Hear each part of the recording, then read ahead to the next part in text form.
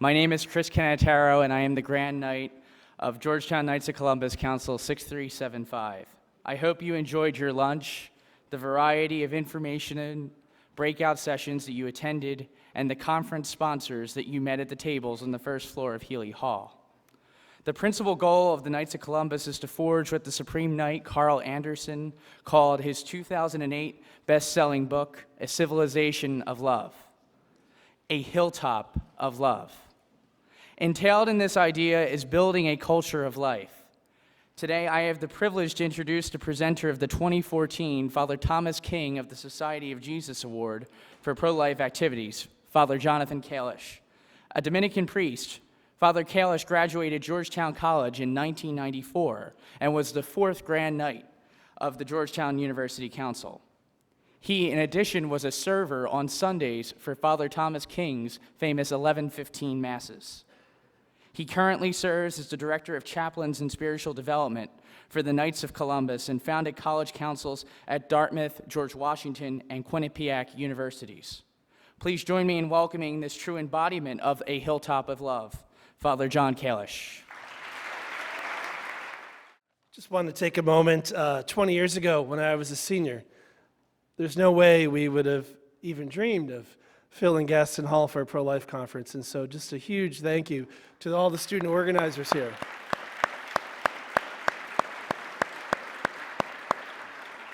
The 15th year here of our conference. You know, I don't know that Cardinal Bergoglio ever met Father Thomas King, but they might have. But I happen to think when Pope Francis said this to priests back in March, he said, priests should be shepherds, living with the smell or the odor of the sheep. Shepherds in the midst of their flock, fishers of men. For someone who knew Father King, that's what he was. You know, he lived for many years on Copley Hall.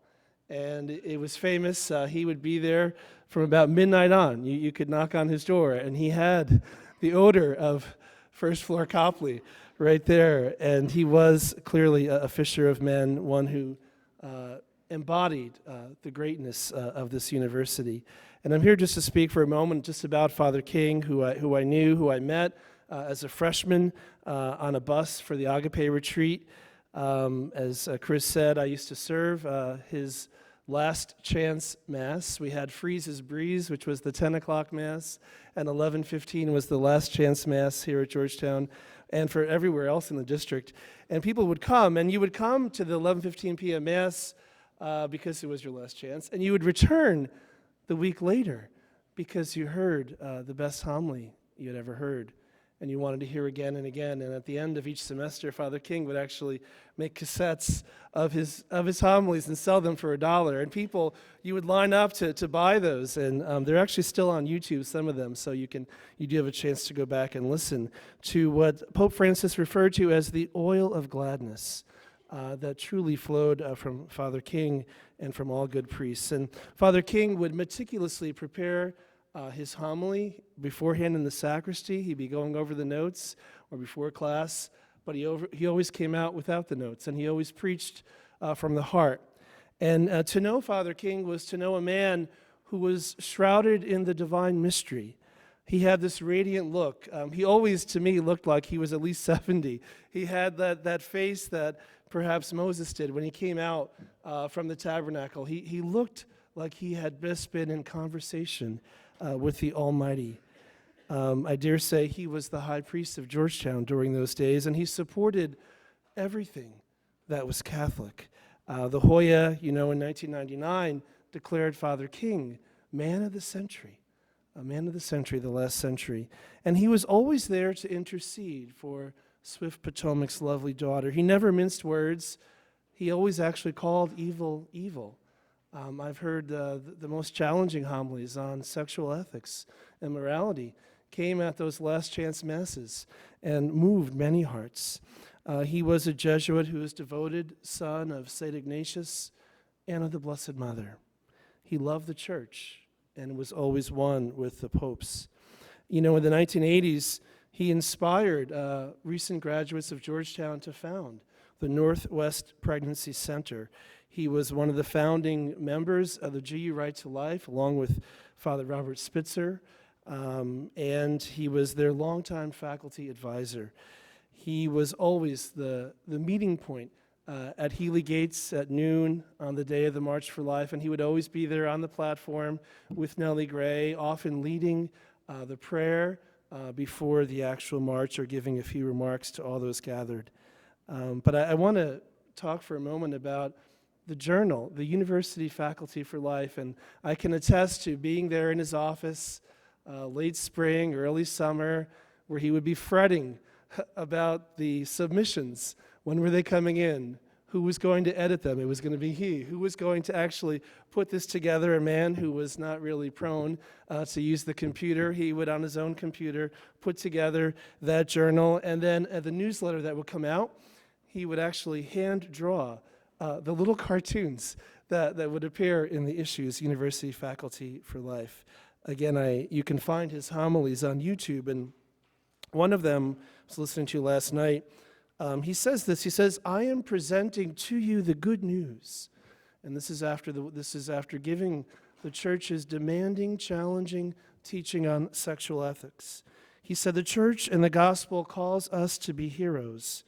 We are made for love. Sometimes we have to make sacrifices, and yet the words I preach are good news."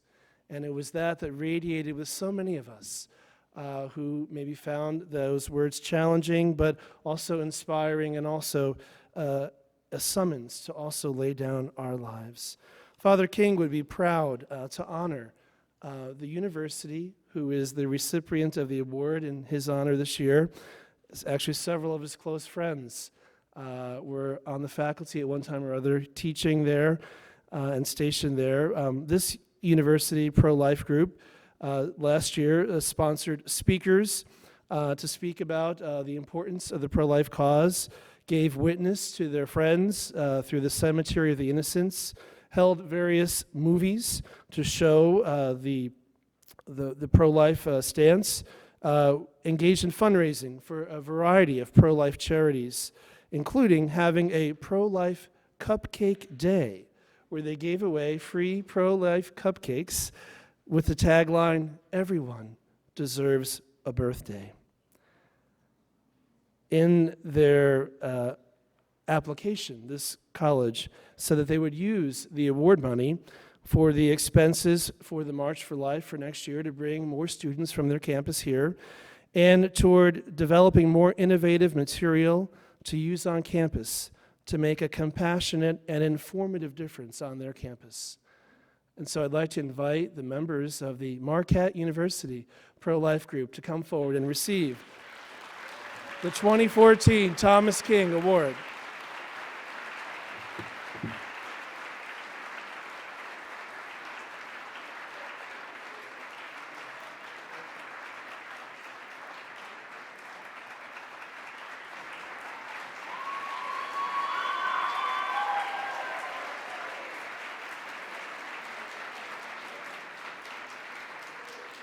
I just have to say, I hope the Hoyas win tonight.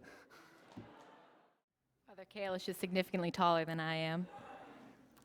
Thank you, Father Kalish, for that beautiful presentation. Congratulations, Marquette, although I also hope that you do not win tonight. No offense. It is now my very great honor to introduce today's keynote speaker. Many of you have traveled quite a ways to come hear our speaker, so I hope you're all very excited for a wonderful afternoon. Robert P. George holds Princeton's celebrated McCormick Chair in Jurisprudence and is the founding director of the James Madison Program. He has served on the President's Council on Bioethics and as a presidential appointee to the United States Commission on Civil Rights. He has also served on UNESCO's World Commission on the Ethics of Science and Technology, of which he continues to be a corresponding member. He is a former judicial fellow at the Supreme Court of the United States, where he received the Justice Tom C. Clark Award. He is the author of In Defense of Natural Law, Making Men Moral, Civil Liberties, and Public Morality, and The Clash of Orthodoxies, Law, Religion, and Morality in Crisis, and co-author of Embryo, A Defense of Human Life, Body Self-Dualism in Contemporary Ethics and Politics, and What is Marriage? Man and Women, a Defense. His scholarly articles and reviews have appeared in such journals as the Harvard Law Review, the Yale Law Journal, the Columbia Law Review, the American Journal of Jurisprudence, and the Review of Politics. Professor George is a recipient of many honors and awards, including the Presidential Citizens Medal, the Honorific Medal for the Defense of Human Rights of the Republic of Poland, the Canterbury Medal of the Becket Fund for Religious Liberty, the Sidney Hook Memorial Award of the National Association of Scholars, the Philip Merrill Award of the American Council of Trustees and Alumni, the Bradley Prize for Intellectual and Civic Achievement, and the Stanley Kelly Jr. Teaching Award from Princeton's Department of Politics. He was the 2007 John Dewey Lecturer in the Philosophy of Law at Harvard, the 2008 Judge Guido Calabrese Lecturer in Law and Religion at Yale, the 2008 Sir Malcolm Knox Lecturer in Philosophy at the University of St. Andrews, and the 2010 Frank Irvine Lecturer in Law at Cornell University. He is a member of the Council on Foreign Relations and holds honorary doctorates of law, ethics, science, letters, civil law, humane letters, and juridical science. A graduate of Swarthmore College and Harvard Law School, he has also received a master's degree in theology from Harvard and a doctorate in philosophy of law from Oxford University. Please join me in warmly greeting our keynote speaker, Professor Robert P. George.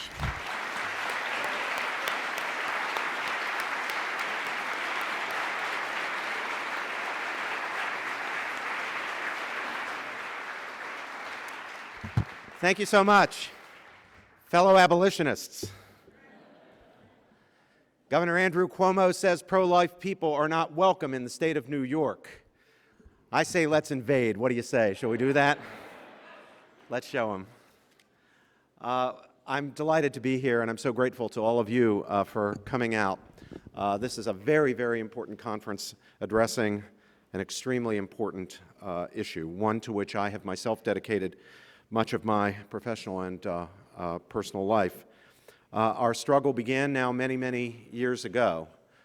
There were moments in the struggle when, to all appearances, all was lost. And now I look out and I see these faces of 19, 20, 21-year-old men and women filled with enthusiasm and dedication to this cause, filled with the love that motivates us to act on behalf of the unborn child, on behalf of the mother in need, on behalf of a society that desperately needs to learn the message of love that this movement generates. And I'm just so grateful to God above all, to see this. Our movement is not going away, and you guys are going to be our leaders. Now, having said that, I can't help but also pay tribute here to the people who've been the stalwarts of the struggle, to the people who were in the fight when the fighting was even tougher than it is now. Some of them are indeed here. Some have been my own heroes and mentors, and I want to especially take this opportunity to say how grateful I am to Sister Hannah Klaus, Rabbi David Novak, and Professor Hadley Arkus, the heroes of the pro-life movement.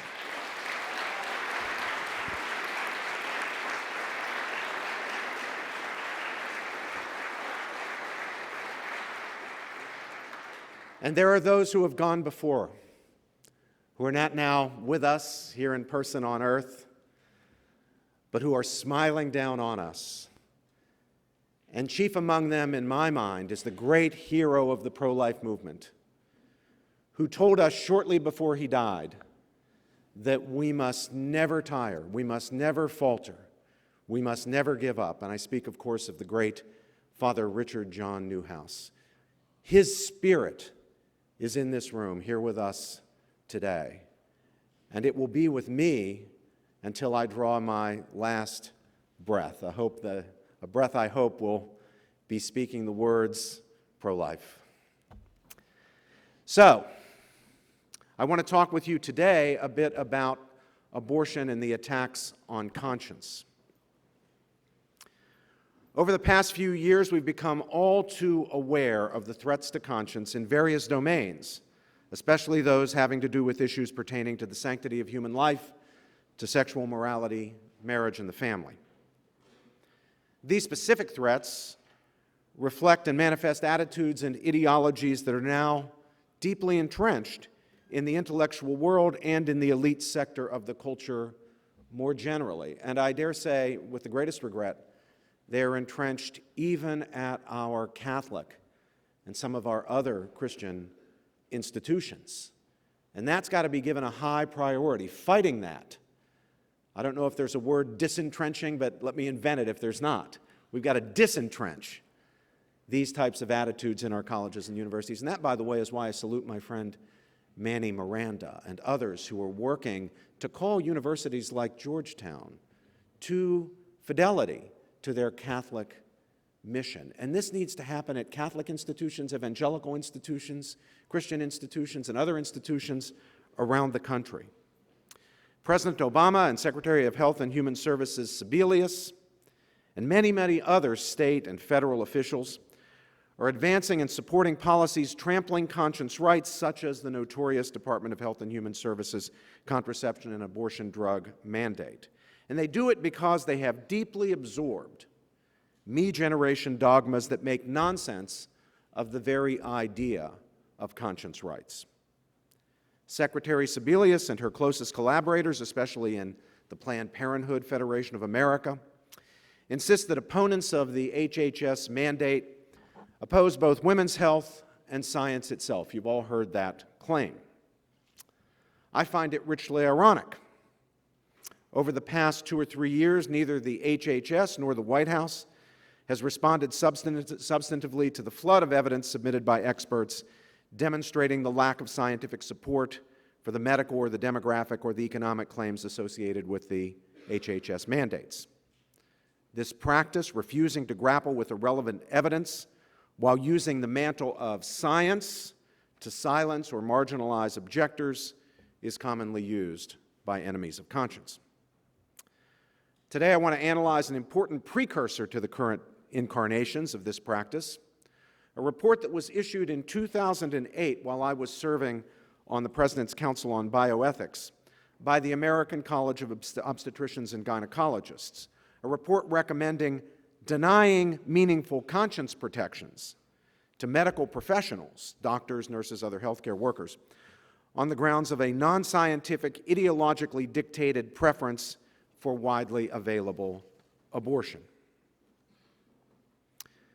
It was on September 11th, as it happens, 2008, that the President's Council heard testimony by Dr. Ann Lyerly, who was chairing the Committee of Ethics, the Committee on Ethics of the American College of Obstetrics and Gynecology, ACOG.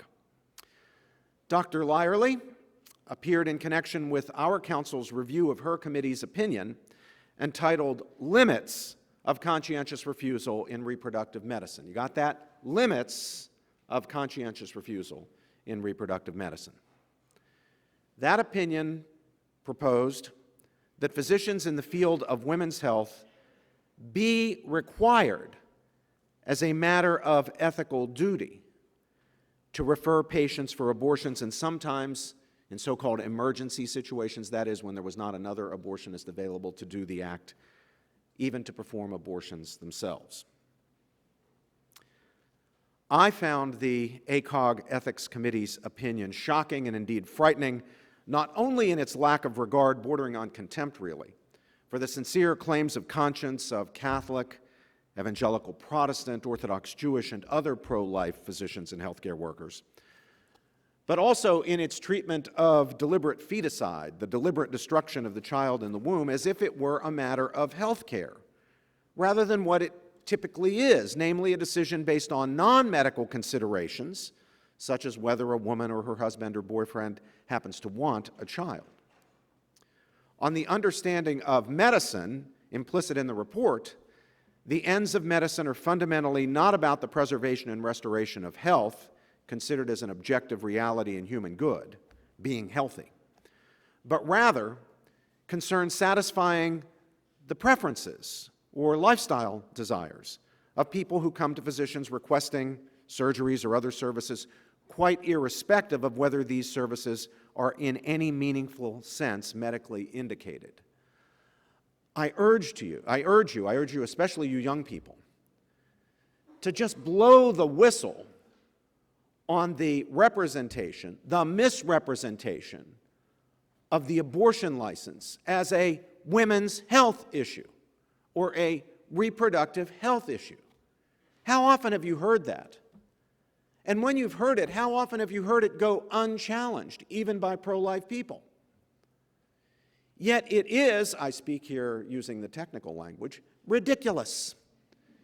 It's not about health care at all in the ordinary case. Let's say a woman conceives a child and is unhappy about it. Is she sick? Does she need an abortion for the sake of her health? Not on any reasonable understanding or definition of health, even if we mean mental health. Pregnancy is not a disease. It's a natural process. In the normal case, a pregnant woman is not sick. Now, sometimes pregnancies cause health complications, but in the normal case, they don't. Nor in the overwhelming majority of cases does pregnancy pose any kind of threat to a woman's life, much less her health.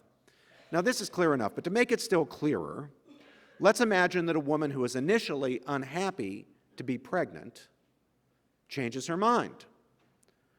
On reflection or over a bit of time, she's content to be pregnant and happy to have a baby on the way.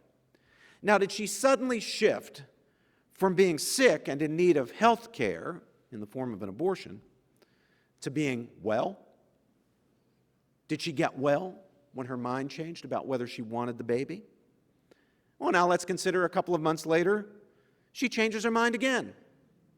It turns out, let's say, that the ultrasound shows that the baby is a girl, and her husband or boyfriend really wants a boy. So she's once again unhappy about the pregnancy, and she reverts to wanting an abortion. Did knowledge of the baby's sex transform her from being a healthy pregnant woman to being sick? The question answers itself. Now let's consider the ACOG committee report. What jumped off the page at me when I first read it is that it's an exercise in moral philosophy. Bad moral philosophy, but lay that aside for now. It was an exercise in moral philosophy, not medicine. And this was not the American College of Philosophers and Political Theorists submitting this ethics report. It was the American College of Obstetrics and Gynecology. They're in the business of medicine. If they have authority to speak, it's authority to speak about medicine. So what are we doing with a report that's about philosophy and politics? The report proposed a definition of conscience, something that, of course, cannot be supplied by medicine or science. I mean, if you have a question here at Georgetown about what does conscience mean? What's the meaning of conscience? What does it mean to have a conscience? Would you go to the medical school and ask a cardiologist? I think you'd probably do better to ask somebody in the philosophy department. And they'd have more time to spend with you.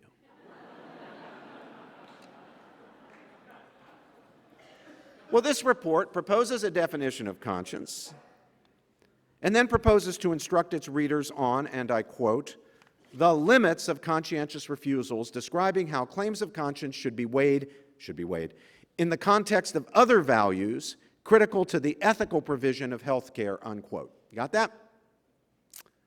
Well, again, knowledge of these limits and values, as well as knowledge of what should count as the ethical provision of health care, all that stuff that was in that sentence I just quoted, are not and cannot possibly be the product of scientific inquiry or medicine as such.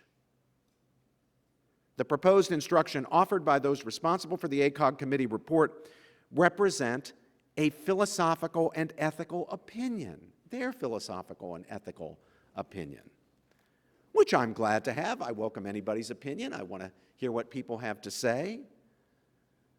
But please don't pretend that your authority as an expert on medicine and science enables you to speak with authority about the meaning of values, ethical provision of health care, conscience, limits, and all that other stuff. The report went on to outline options for public policy, as they called them, and to propose, and I quote again, recommendations that maximize accommodation of the individual's religious and moral beliefs while avoiding imposition of these beliefs on others or interfering with the safe, timely, and financially feasible access to reproductive health care that all women deserve.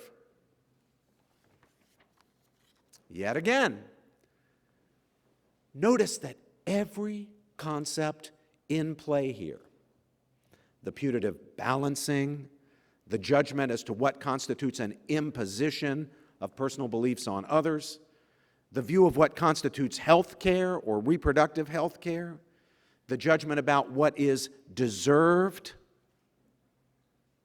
those are all philosophical, not scientific, or strictly speaking, medical judgments.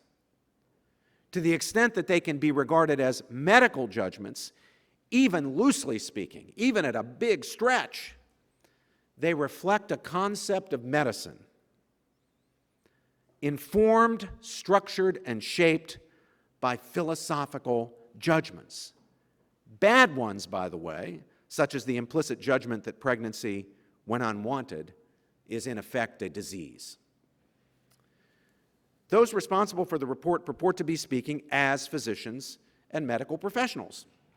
The special authority the report is supposed to have derives from their standing and expertise as physicians and medical professionals. That's why we're supposed to listen to them. Yet at every point that matters, the judgments offered reflect their philosophical, ethical, and political judgments, not any expertise they have by virtue of their training and experience in science or in medicine.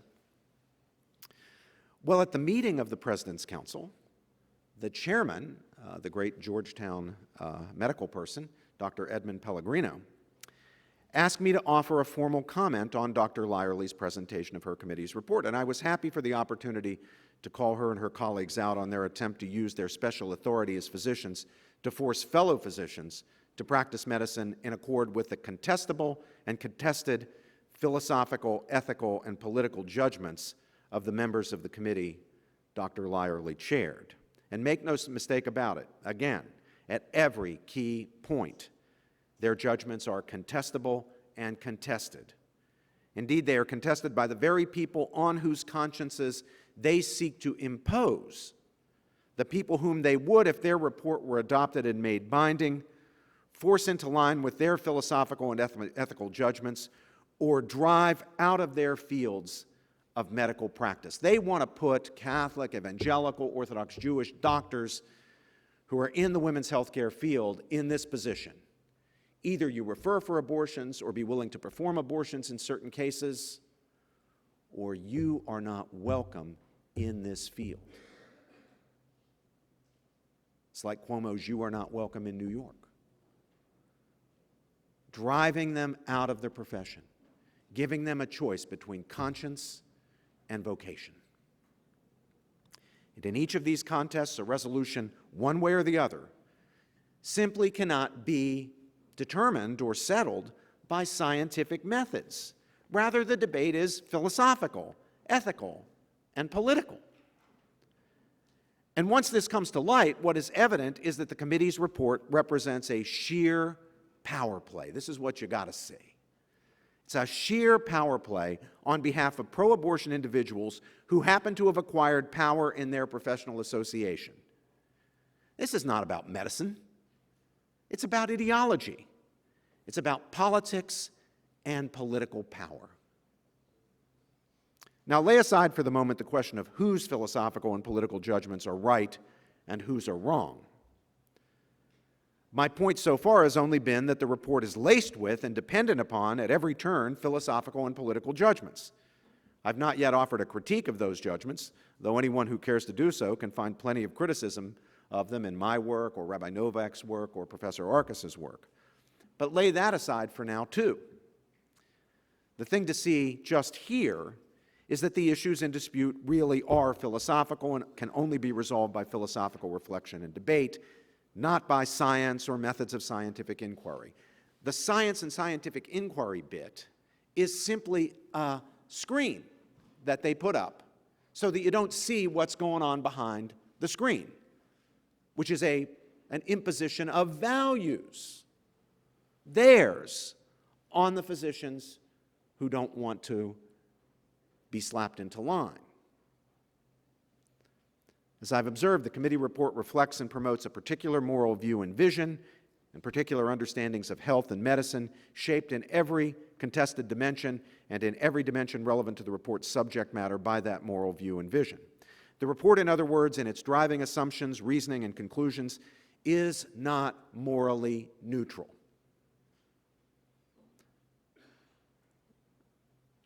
They want to come out in the white coats and say, we're just guys in the white coats. We're morally neutral. We're just telling you what good medicine consists in. It's a fraud. The report and the imposition that they would make if the report were implemented on physicians and nurses and other healthcare workers is shot through with a moral and political vision of a certain type, one contested by people like you and me. Their report represents a partisan position, not a neutral one, a partisan position among the family of possible positions debated or adopted by people of goodwill in the medical profession and in society generally. Indeed, for me, the partisanship of the report is its most striking feature. And remember, I'm just using this report to illustrate claims that are made much more widely by the pro-abortion side in the contemporary debate that you and I are engaged in. The report is just an especially good distillation of the kinds of arguments that are made out there in the culture, in the debate, the kinds of arguments that are made deploying terms like reproductive health care and women's health. The greatest irony of the report, especially the greatest irony of the report's stated worry about physicians allegedly imposing their beliefs on patients by, for example, declining to perform abortions or be in that business or refer for abortions. That irony is that they themselves are imposing their values on those physicians. There's an imposition here, to be sure, but it should be pretty clear which way the imposition is going. The assumption of the report, of course, is that an abortion, even an elective abortion, is health care, and that deliberately killing babies in their mother's wombs is morally acceptable and even a woman's right. A philosophical position, one that I think is really bad and indefensible intellectually at the end of the day. But it's philosophical. It's not scientific, it's not medical. But lay that aside now, too. The truth is that the physician who refuses to perform abortions, or the pharmacist who declines to dispense abortifacient drugs, coerces no one. He or she simply refuses to participate in the destruction of human life, the life of the child in the womb. He's not imposing anything on anyone, just as a sports shop owner who refuses to stock hollow point cop killer bullets, even if he may legally sell them, is not imposing anything on anyone. I mean, imagine this. Imagine that someone goes into a sports shop, and a conscientious sports shop owner simply refuses to sell these hollow point cop killer bullets. Doesn't want to be supplying those kinds of things. And the person who's seeking to buy them says, well, wait a minute. What do you mean you don't sell them? The guy says, well, you know, I believe they're misused. I believe that they're you know, it's unethical to sell them. I don't want to be in that business. And the guy who wants to buy them says, hey, wait, you can't do that. You're imposing your values on me. Wouldn't buy that, would we? We shouldn't buy this. By contrast, those responsible for the report and its recommendations evidently would use coercion to force physicians, pharmacists, and others who have the temerity to dissent from the philosophical and ethical views of those who happen to have acquired power in the American College of Obstetrics and Gynecology, either to get in line or go out of business. If their advice were followed, if they had their way, their field of medical practice would be cleansed of pro-life physicians, nurses, people like you and me. It would be cleansed of people who have any problem about abortion. Faithful Catholics, evangelical Protestants, and many observant Jews and Muslims would be excluded from or forced out of obstetrics and gynecology and related fields. The entire field would conveniently be composed of people who could be relied on either to agree with or at a minimum to go along with the moral and political opinions of the report's authors. So in truth, I ask you, who in the debate is guilty of intolerance? Who's favoring coercion? Who's trampling on freedom? Who's imposing their values? These questions, too, answer themselves. It won't do, in my opinion, to say that what is being proposed here for imposition on dissenters is not a morality, but merely good medical practice, for it's not science or medicine that's shaping the report's understanding of what counts as medical practice or good medical practice. It's rather a moral opinion doing the shaping, the opinion that abortion is good medicine, health care. And that's a judgment brought to medicine, not a judgment derived from it. It reflects a view that abortion is morally legitimate and no violation of the rights of the child who is killed, as well as the view that medicine is rightly concerned to facilitate people's lifestyle, ideas, and choices, even when they are neither sick nor in danger of being injured, and even when the so-called medical procedure involves the taking of human life. Whether an elective abortion, or to take another example, an in vitro fertilization procedure or what have you, counts as health care, as opposed to a patient's desired outcome or personal choice, cannot be established or resolved by the methods of science or by any morally or ethically neutral form of inquiry or reasoning. One's view of the matter will reflect one's moral and ethical convictions either way. Now, I happen to believe that we're not in the domain of the arbitrary or the subjective or the relative when we're in the domain of moral and political philosophy. A lot of people on the other side seem to believe that. Some don't, but I don't believe that. My point is not to appeal to some sort of relativism or subjectivism, but simply to point out that we are in the domain of moral and political philosophy, not in the domain of medicine and science, when we're trying to assess what counts as the ethical delivery of health care, what counts as good medicine when the question is the life-taking choice of abortion or a range of other procedures performed by medically trained people, but not for the sake of health. So the report's constant use of the language of health and reproductive health in describing or referring to the key issues giving rise to conflicts of conscience is at best, question-begging. No, that's too kind. The report's use of this language amounts to a form of rhetorical manipulation. The question at issue in abortion is not reproductive health or health of any kind, precisely because direct abortions, that is the deliberate decision to try to end the life of a developing child for the purpose of getting that child dead, are not procedures designed to make sick people healthy or to protect them against disease or injury. Again, pregnancy is not a disease. The goal of direct abortions is to cause the death of the child because a woman believes that her life will be better off without the child's existing than it would be with the child's existing. In itself, a direct or elective abortion, deliberately bringing about the death of the child in utero, does nothing to advance maternal health, though sometimes, as we all know, the death of the child is an unavoidable side effect of a procedure such as the removal of a cancerous womb that is designed to combat a truly grave threat to a woman's health. But when we're talking about the abortion debate, we're not talking about those cases, which really are health cases, where health decisions have to be made, which sometimes do result in the death of the developing child, but as a side effect. And this, I think, is why it's wrong to depict elective abortion as health care. And there's yet another irony worth noting. The report, in defending its proposal to compel physicians at least to refer for procedures that many physicians believe are immoral, unjust, and even homicidal, states that such referrals, and let me quote again, this is from the report, get this, I love it, need not be conceptualized as a repudiation or compromise of one's own values, but instead can be seen as an acknowledgement of both the widespread and thoughtful disagreement among physicians and society at large, and the moral sincerity of others with whom one disagrees.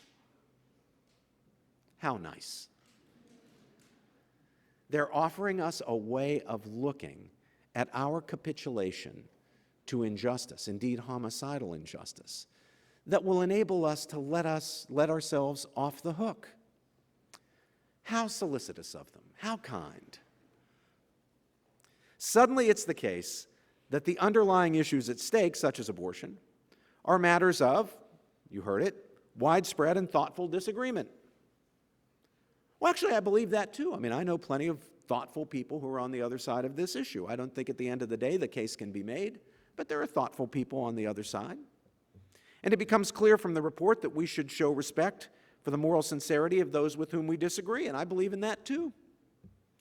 But it seems to me that it follows from these counsels that thoughtful and sincere people need not agree that abortion, for example, is morally innocent or acceptable, or that there is a right to abortion, or that the provision of abortion is part of good health care, or is health care at all, at least in the case of elective abortions. So I would like to reciprocate the good will of my friends on the other side at ACOG and tell them that they can conceptualize or reconceptualize honoring the conscience rights of physicians, healthcare workers, and others as, what shall we call it? Honoring the conscience rights of physicians, healthcare, and others. Why don't they try to see it that way? But then what could possibly justify the exercise of coercion to compel thoughtful, morally sincere people who believe that abortion is a homicidal injustice, either to perform the procedure or make a referral for it, or else leave the practice of medicine? The report's my way or the highway view of the thing, which was just hidden again behind this, well, you can reconceptualize this because people of goodwill disagree.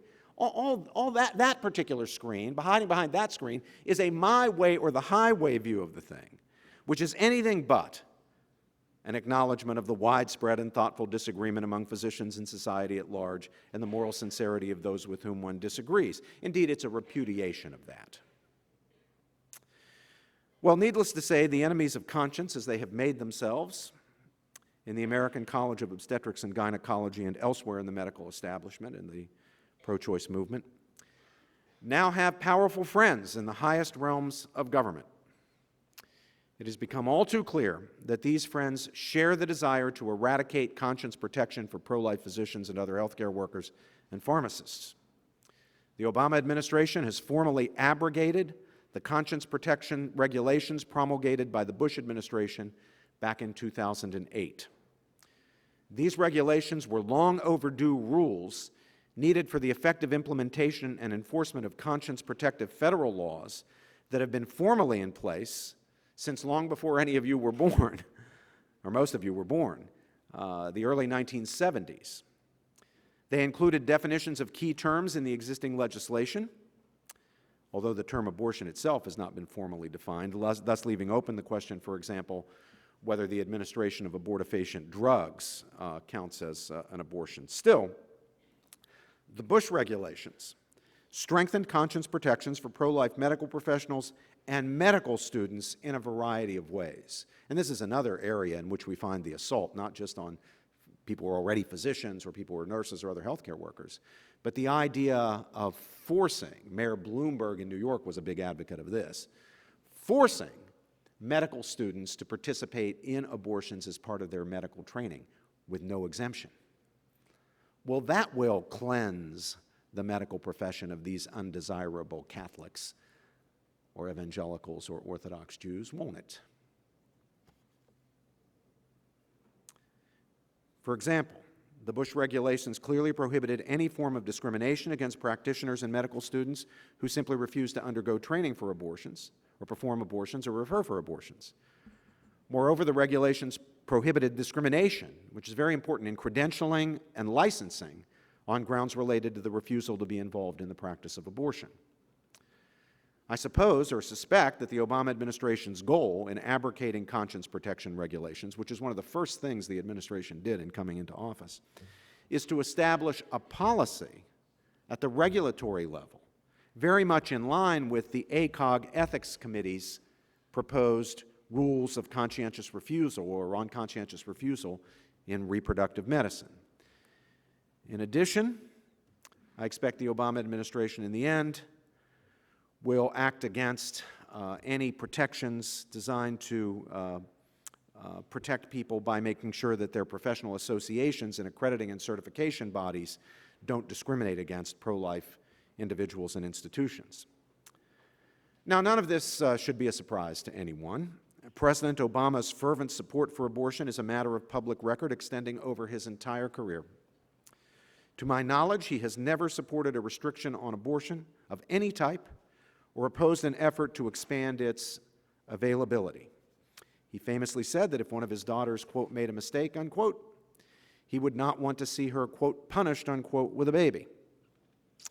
He usually does not claim even to be personally opposed to abortion, as most so-called pro-choice politicians claim to be. He opposed legislation prohibiting partial birth abortions, a procedure, of course, as you know, in which the child is killed after he or she is partially delivered outside the mother's body. Scissors are jammed into the base of the skull and opened so that the brain material can be suctioned out. I hate to describe this so graphically, but the truth needs to be told. And he even fought against laws of the sort that were designed and championed by Professor Arcus to protect children born alive after an unsuccessful attempt at abortion. A truly shameful position. As president, he very early on revoked the Mexico City policy, which prohibited the government funding of organizations that perform or promote abortions overseas, and he promised to fight over the long term to repeal the Hyde Amendment, which forbids the federal funding of abortions in the United States. During the 2008 presidential campaign, he promised to give priority to enacting the provisions of the so-called Freedom of Choice Act, which would, in the words of the abortion lobby, not my words, their words, overturn hundreds of state and federal anti-abortion laws, such as parental notification requirements for minors seeking abortions and informed consent laws requiring women contemplating abortions to be informed of the facts of fetal development and the physical and emotional risks of abortion. And of course, President Obama has attempted to impose on religious employers, as well as everybody else, these requirements of providing health care coverage not only for contraceptives and sterilizations, but for abortion-inducing drugs such as Ella. And so it falls to us to resist, and to do so not only for the sake of defending the lives of our most vulnerable brothers and sisters, the children in the womb, but also in defense of what James Madison called the sacred rights of conscience. Today, many of those who would sanction and support the taking of human life by abortion or in embryo-destructive research have also made themselves the enemies of conscience. We who are friends of life must also be friends of conscience. Indeed, we must be conscience's best friends. For many of us here, standing up for conscience means defending the principles of our faith. For all of us, standing up for conscience means defending principles on which our nation was founded. Thank you all, and God bless you in your work in defense of human life. Thank you. Thank you, Professor George, so very much for those wonderful, thought-provoking comments on the state of our culture today. We truly do appreciate you coming down from New Jersey to visit our conference here.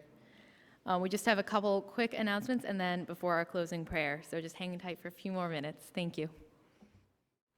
Good afternoon, everyone. My name is Eileen Marino, and I am this year's volunteer coordinator. It's been an incredible privilege meeting and listening to all of our speakers and seeing the testament you all provide to life and human dignity simply by being here. This is an issue very near and dear to my heart, and it inspires me to see each and every one of you here. I wanted to take a minute to thank everyone for their attendance and support of the conference, to all of our friends and families for standing by us and helping us with all of the detail work, and especially to every single one of the Georgetown volunteers. We wouldn't have been able to do this without you guys. It's an even greater privilege, though, for me to thank Evelyn and Kelly for their work directing this conference.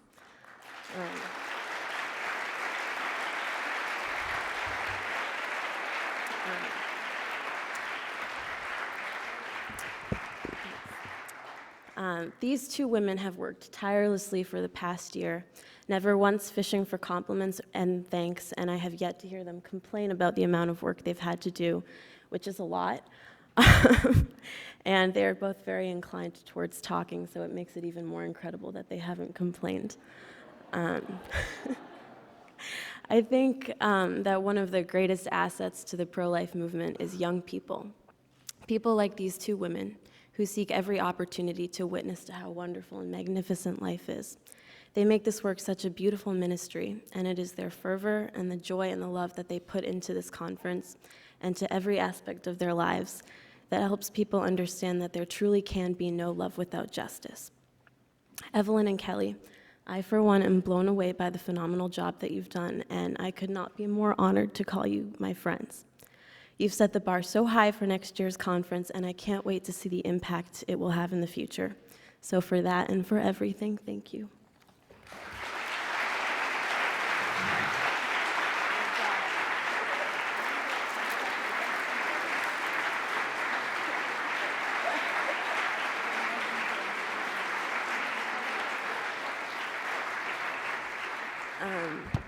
It is my great privilege to welcome Father Kevin O'Brien, the Vice President of Mission and Ministry, for some closing remarks and a prayer. Thank you. And on behalf of President DeGioia and the Georgetown community here, to Kelly and Evelyn and all of our organizers who did such a remarkable job. At universities, at any university, we believe in the free exchange of ideas and the passionate defense of values. And today we have heard values which go to the core of our Catholic tradition. And so my gratitude to Professor George, but to all the panelists this morning and all the presenters at the breakout sessions. You really helped to animate us as a university on this holiday, where with Martin Luther King and his vigorous defense of human personhood, we have offered our own here today on this hilltop. And so we close with a prayer. As if fitting to end our day, we have the Mass for Life, which will begin at 5 o'clock in Dahlgren Chapel. All are welcome. But we conclude our ceremonies here in Gaston Hall with a prayer.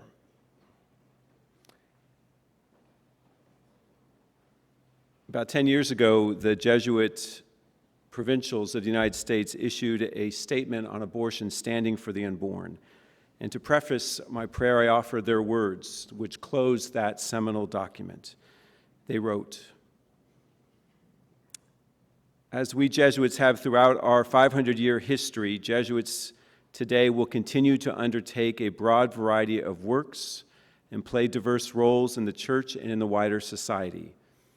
It is our desire that Jesuits, along with their colleagues and students, will continue to offer a consistent message of respect for life, especially for unborn children.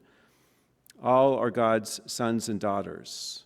All of them, particularly the most vulnerable and those yet to be born, must be treated with respect and protected by the laws of our nation." And so let us pray.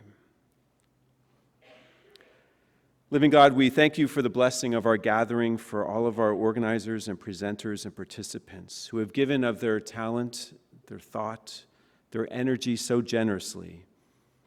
You gather us here so that we can deepen our understanding, our prayer, our conviction to promote life from the moment of conception to natural death. Dear Lord, life is indeed your sacred gift to us all. You have given us this day for us to live. But life is also our noble commission. That is, we must use our lives to promote respect for life in all ways, from unborn children to those in our society who are looked over or left behind, those who live in the shadows, those infirmed and dying. Help us, dear Lord, to be worthy of that call, for your glory is the human person fully alive. Dear Lord, we commend all of our thinking and learning, our work and efforts this day, to your hands, knowing that with your grace all will be brought to fruition for your glory and the good of all. We ask this through Christ our Lord. Amen. Thank you all very much.